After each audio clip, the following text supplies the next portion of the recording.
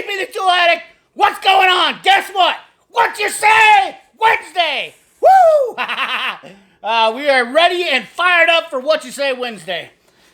Yeah, man. I'll tell you what.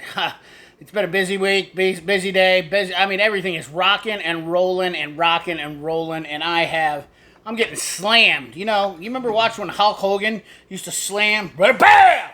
Give him the body slam. That's what I've been getting the body slam going. So we got to jump right into this because we've got a ton of questions, guys. Ton of questions, and I've kind of browsed over them. I'm going to answer some of these off the cuff. Be honest with you guys, I've been so busy trying to catch up with this, but we have a few questions that I definitely want to get after, and a few comments that I also want to plug on here too. Walter Frederick, we're going to start off with him, made a valid point, and I've heard a lot of people say this, but I think the more you hear it, the more it rings true. And you got to understand, he made a comment in here. He was talking about a compression tester, and then he said the newer tool truck tool brand toolboxes got a serial number on them, which is true. Pretty much any toolbox that you bought for the last 20 years is going to have a serial number on it. And he said, get that checked. If money's still owed on it, then the Snap-on, Matco, etc. can tell you. That way you don't get that box repo. Because if you buy a used box off of Facebook, Marketplace, Craigslist, wherever, guy off the street, blah, blah, blah, and he owes money or credit to that box is still technically belongs to the company that is owed money to. So be mindful of that, guys. Very good information, and I've said that before, but I do definitely appreciate it when guys say that in the comment box. It's one of those things you got to keep telling people so that you remember, because when you go to buy used toolboxes, definitely a big thing. And also you got to remember warranties on secondhand toolboxes are not the same. That's another good one right there for you. So if you buy a used toolbox and it's not off a tool truck dealer, or you buy one off a tool truck dealer, make sure you find out if that warranty is still valid. Because a lot of times, secondhand from the first time buyer is not valid, which is kind of but a good tool truck dealer will take care of you on warranty slides and stuff like that. Nonetheless, we're going to get right back into this. Occupant always bringing in some good stuff here. Let me see here. I realize the slides disintegrating. Also the doors. So in all, did they secure my tools? Yes. Would they work for my home garage where you're in once a weekend? Yes. Professionally, are they ready? Absolutely not. He was talking about a toolbox there, buying a U.S. General. Addressing my question, looking forward to follow-up video. I know working hard as far as U.S. General boxes. I give my take on experience. And he's 100% correct. He's talking about the U.S. General box. And once again, for a weekend guy, DIY guy, it's absolutely just fine if you're going to be using it a little bit. It's not professional grade ready, I don't believe, even the small one. I think they just, I think you probably have to jump up or something. I don't have a whole lot of experience with the U.S. General, except for the 44-inch one that I used for a slight bit. We had as just a temporary box to get a bunch of tools we had when we started up a shop. So, and it didn't hold up. 3 guys beating it up all day long was not good. Anyways, do you know a cheap way? Peter Akvar asked me, do you know what a cheap way to clean headlights? Yes, 3M makes a headlight kit that is absolutely phenomenal. 3M products are absolutely amazing. We have 2 plants here in Iowa, one in Knoxville, one in Ames. 3M, I always go for 3M anything if I can get 3M Rolox. Anything that I buy I always buy 3M. People will say you can buy consumables from places that are cheaper, and I don't care. I really don't. I have had such great luck with anything 3M products. You just can't go wrong. For the money, I don't think it's worth wasting your time, even if it is a consumable. If you're talking about 50 cents difference, it's not worth it to me. I buy Rolox discs by the box,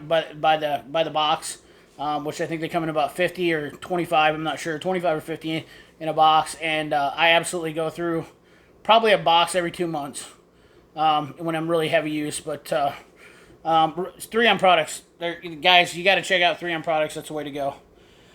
Let's see here. Also, besides the standard combination wrenches, ratcheting wrenches. Fearless Ferris Fire coming in with another good question. Besides a standard combination wrench and ratcheting wrenches, what are the most useful style of wrenches? Well, honestly, ratcheting wrenches are the most useful style. I would say that if I'm going to use a wrench, then 90% of the time I'm going to reach for a ratcheting wrench. After that, wrenches that you need are specialty wrenches. You have half moons, you have S-shape, you have angle wrenches, you have distributor wrenches. There is a ton of. I would say that venture to say that there's probably close to 50 different types of wrenches out there. Anything after a normal combination wrench and a ratcheting wrench used to be a specialty, in my opinion, when I first started doing this. Ratcheting wrenches came out when I started working on cars, believe it or not, guys. They were actually, gear wrench was the first one to market, and that's how gear wrench got its name, was because they basically invented the ratcheting wrench. I should say they reinvented it. So for you guys that are going to go down there and be like, well, no. You know, Snap-ons had a ratcheting, and they had some older style, like really heavy tooth, but gear wrench really redesigned it and made it and evolutionized it, I should say. So, and I don't want to get into too much stuff on that, so don't blow up the comment box on What You Say Wednesday. If you want to talk more about that stuff, please do it on Friday. I wanted to stick to more questions on What You Say Wednesday comment box. I appreciate you stopping by and saying thanks, great, and whatnot. I don't want to get a huge discussion going on What You Say Wednesday. If you got questions or you want to say questions, that'd be cool. I mean, I understand it's hard not to, because you guys have valid conversations with me via this, and I definitely appreciate you guys saying that stuff. So not to take up too much time on that. Let's see here. I've seen a Master Series for $1,000 on Marketplace. Absolutely. I've seen Snap-on boxes, $1,000, $1,500 Master Series, KRL 54-inch boxes. You know, if you're paying any more for, I would say for a used KRL, if you pay anything more than $2,000, you're getting ripped. Most likely, because I think that box lists for about $5,000, $6,000 new. So street value on it's 50%. Any bank will tell you that. So, you know, 50%, you're looking at about, you know, $3,000, $2,500, and then being it's used, you know, I'd say $2,000. Anything under $2,000. Let's see here. Scotty, thanks. I just need a hat. Scotty, 5775. I need to work on getting hats. The channel's just not, I need to get the channel growing to the point to where I can, you know, really feel comfortable with putting out more product of the CV the Tool Addict hat. Yes, used boxes. Larry Borgstrom, used boxes. Great video. Top Robert Worthington. Great new subscriber. I really enjoy it. He's the one that came up with the name for What You Say Wednesday. So great Q&A as far as parts store manufacturers. I always go with Moog suspension. Personally, I always love the O-scopes, measuring waveforms, even converting frequency using FT function. I don't use them for auto diagnostics, but more for electronic work. Yep. That was Princess Jamie. Let's see here. I also know you've done a little bit with Capri's. Monthly flyer with Capri's. Yeah, I could definitely go over the Capri monthly flyer. I should do that. I'll do a segment where I do a video once a month with Capri tool flyers. Kingsport tool review. Toyed with the idea of doing a flop video client. Doesn't make. Kingsport just laying there. A little warm today in Iowa. Yeah, it was a little warm that last Wednesday. Nate DeWolfman. Nate DeWolfman had a great question in here too, and I tried answering some of his questions via email. Nate DeWolfman asked, "I'm a student. Can I get can get discounts for Mac, Snap-on, Matco, blah blah blah?" And he said they priced me a 55-inch box for $1,400 after taxes. So we got to do a discussion.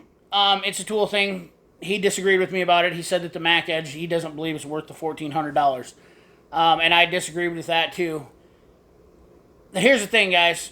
I don't want to debate about it. I want to look at it as I don't really want, I guess, I know it's up for debate, because obviously it's everybody's opinion on this.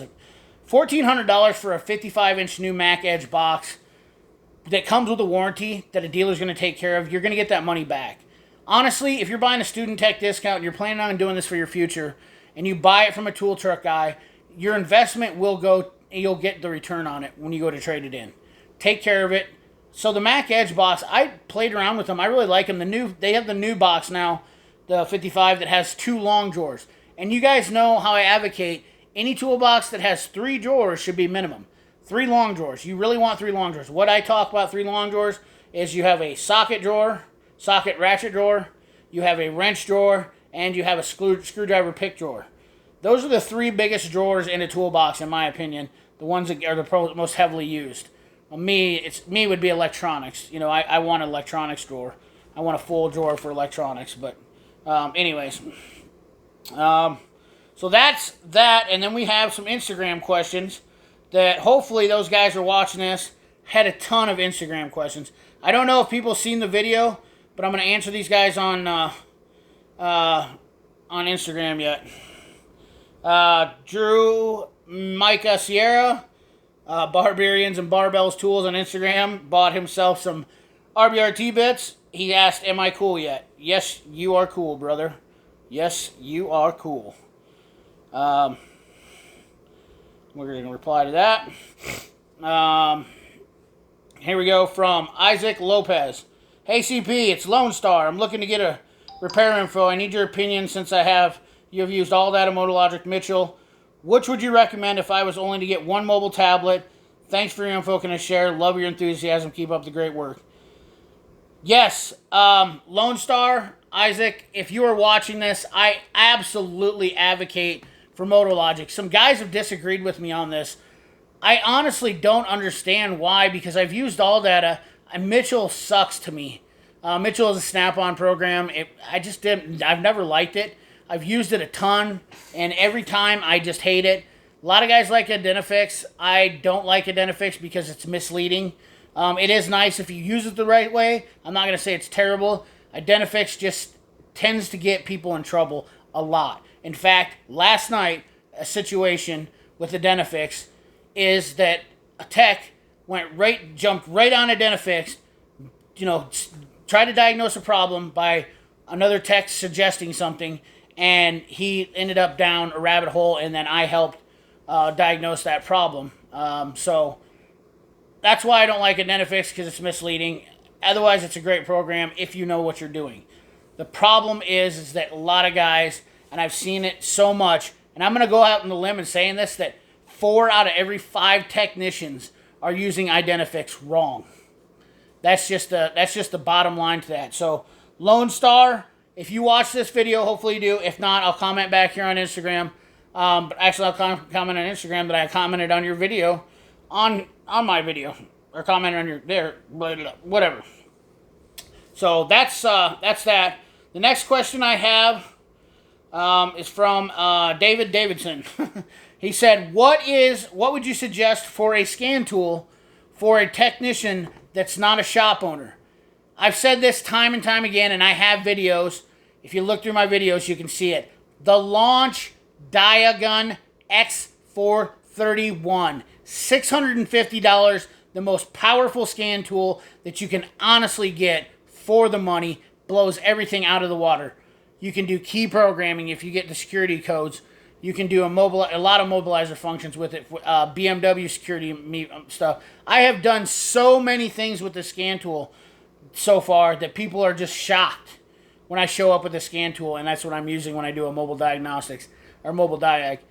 The Launch Diagun X431 is my go-to without fail. I have done so much stuff with it. It is not even funny. So, that's going to wrap up the video right there, guys. Hope you guys like it, man. I want you guys to ask questions in that comment box. Get down there and ask questions, because we're going to go through them. We're going to try to answer everybody's questions on the video. If it takes a little bit longer every time, so be it. That's the way it's going to be. Hopefully the fan didn't mess with the microphone too much, but I just had to jump on here and get this done for you guys. Get it out there for the What You Say Wednesday. Know all you guys want that stuff. Sorry about the